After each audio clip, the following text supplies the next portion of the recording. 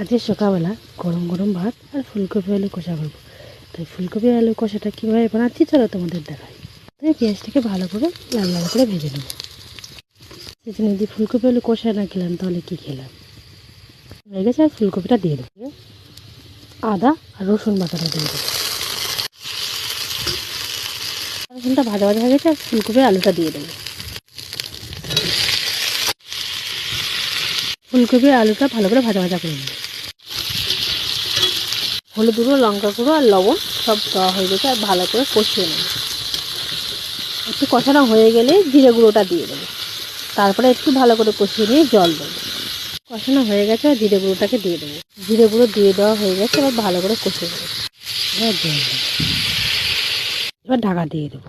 ফুলকপি কষা রেডি হয়ে খাওয়া হচ্ছে।